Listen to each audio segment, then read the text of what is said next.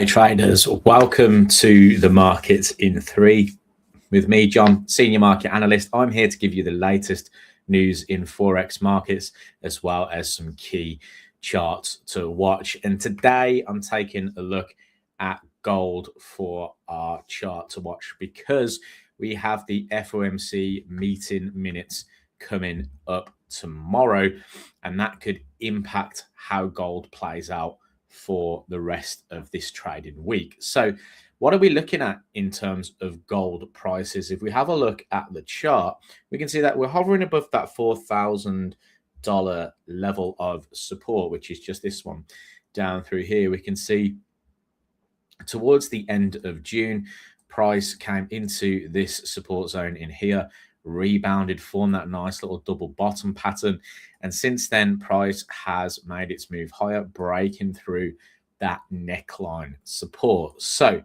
if we are looking at this from a technical perspective, if I go down to a 4-hour chart here, we can see that double bottom pattern in a little bit more detail. We can see the market try to make a new low and failed, and then price came and broke through that neckline. So if you were looking at this from a technical position only, you'd potentially be looking at this neckline as an area of support, and you'd be looking to potentially go long in and around this area, or looking for ideas to go long around this area with an idea to potentially break above this trend line resistance and perhaps back up into the daily support zone around about that $4,375 level.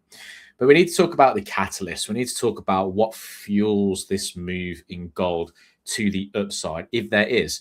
And the one narrative at the moment is that the US dollar has been slightly weaker. So if we take a look at the US dollar index, I don't like this as a proxy for trading gold, but just to kind of highlight dollar's strength at the moment, we can see we're in a bullish trend here.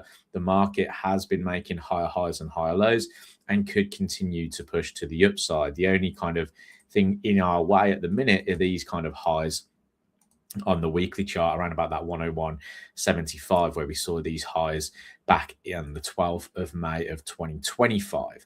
So that area there is a sticking point for US dollar prices at the moment. We are coming down into an area of support. So if we were to see this hold and the price move back up to the upside, obviously that could have a slight impact on gold prices. Now, to check that US dollar strength, one thing that I like to do is look at the US bond yield. Now, if we take a look at the 30-year yield, we're seeing those starting to crunch a little bit higher here.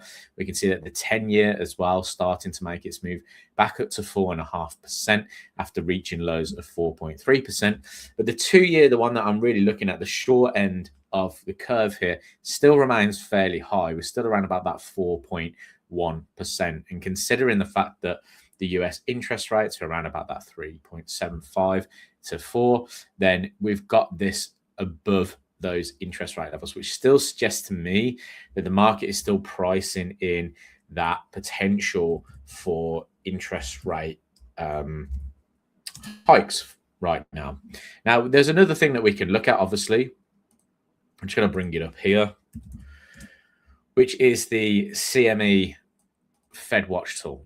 Okay, now if you're unfamiliar with this tool in particular, then it's something that you should really check out if you are trading Forex markets, because this is telling us the probabilities of a ease or no change or a hike to come in the next meeting and future meetings.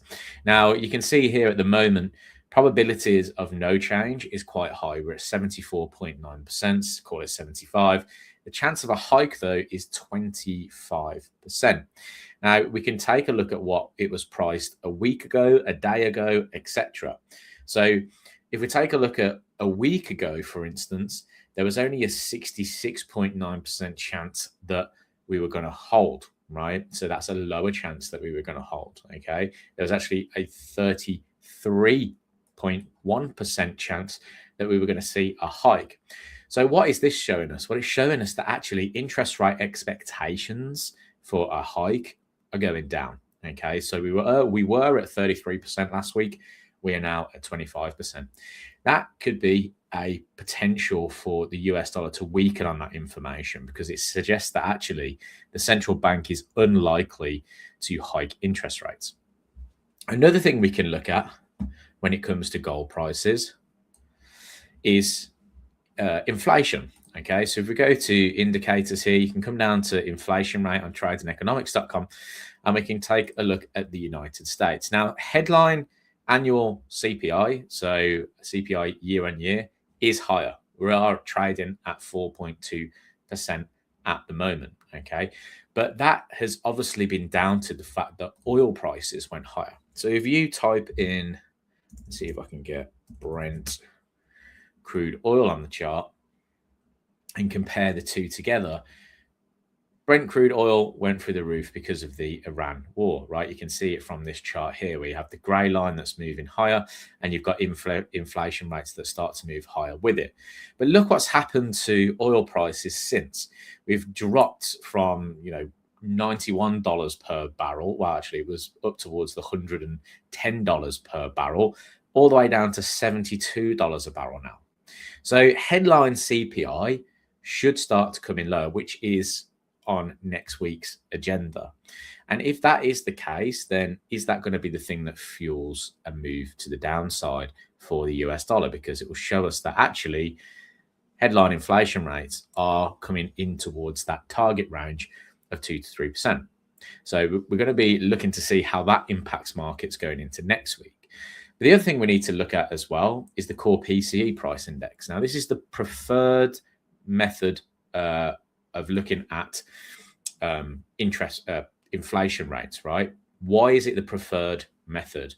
Because this comes down to personal consumption, right? This is down to people actually using their money in the economy, right? And you can see that that has also risen. If we go back to sort of 5 years data here, we can see that it's similar levels that we had in 2021 of May, 3.5%. We're just trading at 3.4% now.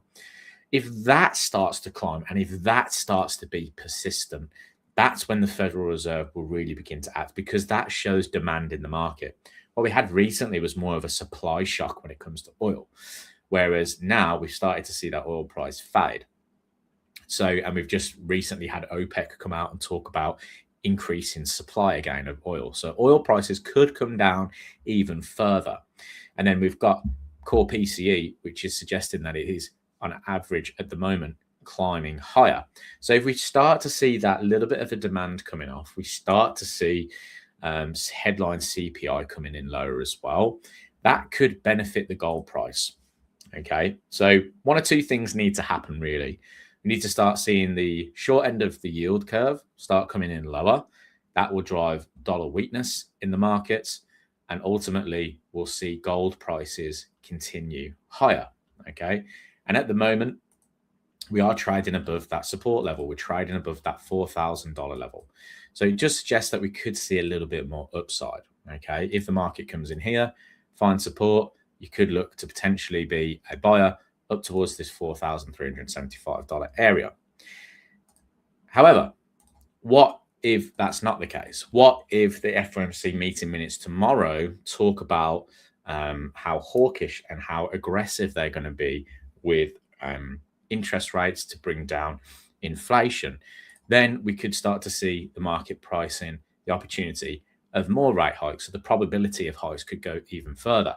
And if that's the case, then the likelihood is that we'll see a move back down towards the $4,000 level on gold, and perhaps even a break and continuation to the downside. So we have to be a little bit careful with looking at gold prices at the moment. If we are going to trade it, and if we do like this little breakout and we do expect dollar weakness, then looking at long ideas here isn't a bad idea. However, we have to do it at a lower risk because of all the macro events around. So your typical risk would be, I guess, sort of 1 to 2%. Maybe let's reduce that. Let's reduce that to 0.5%, maybe even lower than that, maybe even 0.25%. And then if the market starts to go in your favor, then you can start to add into the position, manage risk on your original position, X, Y, and Z. So take a look at gold. It technically is looking pretty good. Is it going to continue though? That's the question we need to ask ourselves. We need to keep an eye on the inflation rate expectations. We need to keep an eye on those bond yields, and we also need to keep an eye on what's happening in CPI world, oil prices, etc. Okay, so that's my chart check for today. We talked about gold and how you potentially look at that move. The next one we're going to be talking about is the RBNZ. So this is all to do with the New Zealand dollar. Okay, so I've been looking to potentially get short New Zealand dollar the past couple of weeks. Hasn't worked out last week because we were in that sort of phase 2 on this daily chart. I'm looking for an option for the market to start trading lower again. I thought we were potentially there. Recently, we had this kind of like break in these sort of trend line supports through here, and the market has technically formed a new lower low on the 4-hour chart, so this could potentially be a lower high. So we could be looking for potential shorts for a continuation. Again, on the New Zealand versus the US dollar front, that would mean that we need the US dollar to remain strong. So there might be a different option to sell the New Zealand, and that could be against the likes of the Great British Pound, which we can see is already kind of breaking through areas of resistance. Okay, so we talked a little bit about pound Kiwi yesterday and how there's a potential to be long on this market, but we were looking for deeper retracements back to the 2.31 handle. Current price is trading around about 2.35. So maybe this is not the one to have a little look at. Maybe we could look at something else, maybe even Euro Kiwi, for instance. Maybe even New Zealand yen potentially as an option as well. But essentially, what could happen tomorrow? So when we look at the latest communication from the RBNZ, let me just bring over a couple of tools here. Okay, so we can take a look. Let's click onto the RBNZ. So there's a 77.5% chance that we are going to get an interest rate hike in tomorrow's meeting. Current rate is 2.25%. We're expected to see that go to 2.5%. So what are the statistics kind of around what's going on? Now, the RBNZ has been a little bit more sort of hawkish recently. The tone essentially has been a bit more hawkish, and that's down to the voting pattern that we had previously. So you can see here, we've got some text that says the majority of RBNZ bankers are neutral, dovish 0, neutral 2, hawkish 1. The overall tone is neutral because the majority of recent comments from the RBNZ officials indicate a balanced view of monetary policy with a focus on data dependence, and that's important, and the need to assess both inflationary pressures and economic growth. While there are concerns about rising inflation and the necessity of potential rate increases, particularly highlighted by Governor Bremen's remarks about the OCR needing to be higher going forward, there is also significant caution regarding the economic outlook and the impact of tightening financial conditions. Okay, the comments reflect a recognition of both upside risks to inflation and downside risks to growth, suggesting the RBNZ is leaning to a wait-and-see approach rather than committing to a hawkish or dovish stance. So that means that the market is poised for a bit of a neutral stance at the moment. We're expecting a hike to come. They've talked about that. It's pretty much priced in the fact that we're getting that interest rate hike. But the implications of that interest rate hike on the rest of the economy, on growth in particular, is something that is concerning. They think that maybe if they hike interest rates too far, that actually we could see a technical recession in New Zealand. And again, we can go take a look at some sources to kind of help us, give us a picture of what's going on. So if I go to indicators here again, and we take a look at inflation, we can come all the way down into New Zealand and have a little look at what New Zealand inflation is saying. If I can find it on here, I have Australia. Let me just go to countries, come down to New Zealand, and we have a little look at the inflation rate. So the inflation rate at the moment is 3.1%. That has been climbing over the past few quarters. We can see that Q4 of 2025 was 3.1%, Q1 of 2026 was 3.1%. So it has been on a slow increase over a period of time. Okay, the previous ones before that were 3%, 2.7% before that, and 2.5% of Q1 of 2025. So we are higher from where we were a year ago when it comes to those. And again, that is exactly why they are talking about potentially hiking interest rates further to bring this in lower. You can see actually Trade and Economics forecast for Q2, which is due on the 20th of this month, is 4%. So that means expectations of inflation is higher. That's why they're going to look to hike those interest rates. But it might come with a bit of a dovish tone. Okay, it might just be coming a little bit of a wait and see approach. So when I take a look at the New Zealand dollar in that sense, New Zealand dollar is one of the weakest currencies around at this current moment in time.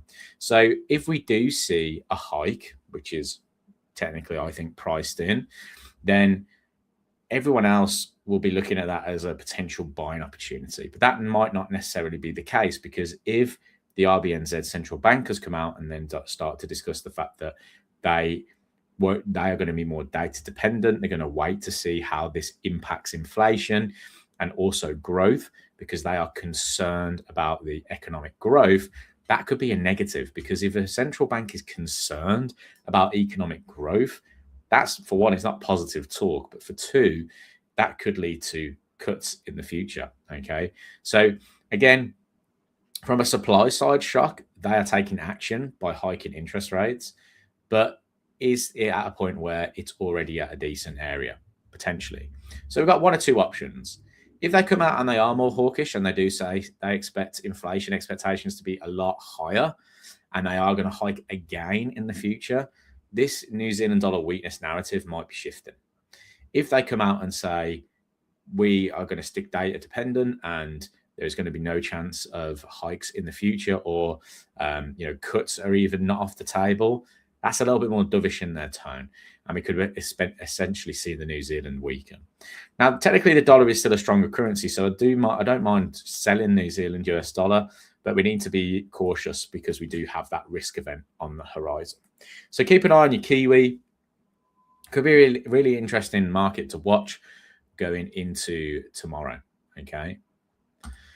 So let's move on to the skill of the day. The skill of the day is a part of the show where I like to show you a skill or an up level for you to help you understand currency markets in a little bit more detail, or understand your platform X, Y, and Z. So today I'm going to talk a little bit about margin and what margin is and how you can understand it a little bit better. Okay, so margin is the margin that you borrow from your broker. Okay, so it helps you take a bigger position within the markets. Okay, so think of it as a little bit of a booster, right? Because capital markets, it takes so much. If you were to go to sort of the central hub or even futures markets, for instance, where you don't get leverage, you need a lot more capital to get going.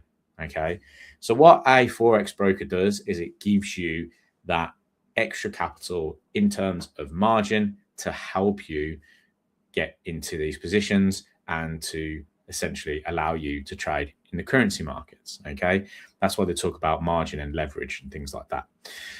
So margin can be a little bit of a misunderstood sort of thing, because trading on margin is risky, but also helps you to get into some positions in the markets. Okay, so a lot of the times what I see from traders is the fact that they come into the markets and they want to try and double, triple their account straight away. So what they'll do is they'll come in and they will, buy, gold, for instance. Gold, a very popular market to trade, and they will do it with 100% of their account. Okay, well, or 80% of their account at least. What will happen then is they'll go offside, their trade will get cut, and then they're wondering why the hell that has happened, because it's got nowhere near their stop loss. That's because of their margin level. Okay, brokers put in place margin levels to help you and stop or prevent you from losing all of your capital, even though it can happen. And if the market was to slip, for instance, on a big news event or things like that, that can happen. But they put these tools in place to stop you from doing that. You'll also maybe have heard something called a margin call. And that's when you've used up too much of your margin the broker will send you information out to say, hang on a minute, you're using too much of your margin here. If you don't close your position, or if your position doesn't go back in your favor, we will have to close you out, because they're trying to protect your capital. So a lot of it is just a little bit of jargon that you can get through: margin call, stop out, all that kind of stuff. But let's talk about a little bit what you can see here. So we actually have multiple different things that you can see on your platform. So this is the MetaTrader 4 platform. This is a live trading account. And what you get in terms of information is your account balance. So this is your total balance that's currently in your account. Your equity. Now your equity is your current open P&L plus your account balance. Okay, so you can see here right now, my current account balance is $24,755 US. And then I am currently in an open position, or a couple of open positions, which equate for $45 US in open P&L. That's why you're seeing $24,800 US in equity right now. Okay, you can see next to that it says margin. Margin is 287.66. What does that mean? That is my risk in the markets. Okay, and just to show you that, let me go to the US 500 here. I'm in one position on the US 500. Let me just move.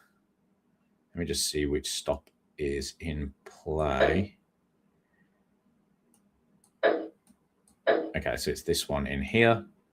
So let me just say I'm risking, and let me just show you how that moves. There you go.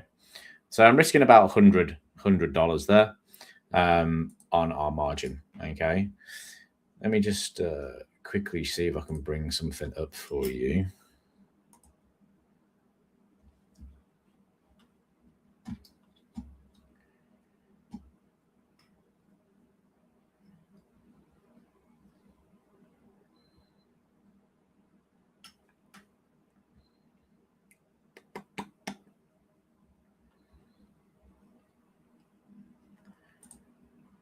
Go 1 second.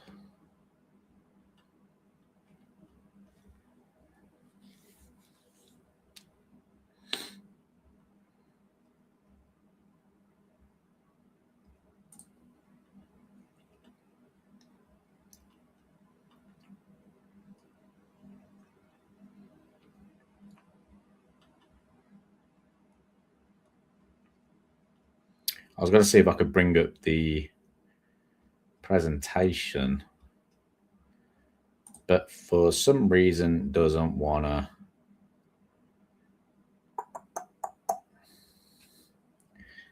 open.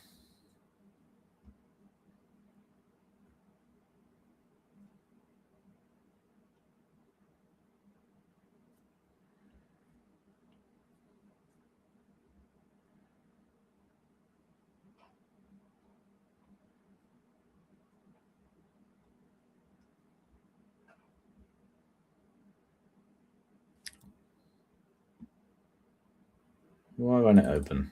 Come on.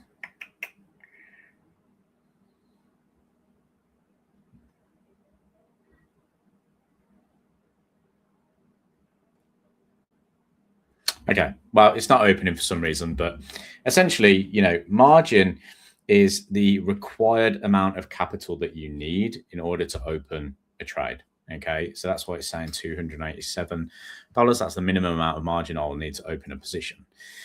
You then have your margin level, which is obviously what is your open position plus the percentage. So every margin requirement will have a percentage attached to it. Okay. I really want this presentation to open, but it's not opening for me. Okay. Well, we'll move on from the presentation and I'll have to come back to this. But it's important for you to know what margin is. It's just basically the amount that you need to open a position within the market. If you have too little margin, then you won't be able to open a position, okay? And the platform will stop you from doing that. If you have a stop out or you're close to margin, then there is a possibility that the broker will take you out of that position. Okay, so I'm going to leave it there, guys. I hope this presentation loads up and I'll present a little bit more to you next time. But essentially, the margin requirement is the amount of margin required to open a position, and it is expressed as a percentage. So you'll see that there. And the required margin, the amount of money that is set aside, locked up when you open a position. Okay, so those are those two numbers that you see down the bottom. So I'll come back to you with this. Hopefully my presentation loads, and then we can talk a little bit about margin trades in the future. I don't know why it's doing that, but yeah, I'll come back to it. Sorry about that, guys. But I hope you enjoyed the stream today. We talked a lot about the New Zealand US dollar. We talked about the upcoming RBNZ interest rate decision. We've also talked about gold as well, potential breakout opportunities on this forming. So keep an eye on those. We do have the FOMC meeting minutes coming up tomorrow, so be aware of that. And we also have the RBNZ meeting too. So if you are trading those, be careful. See you soon.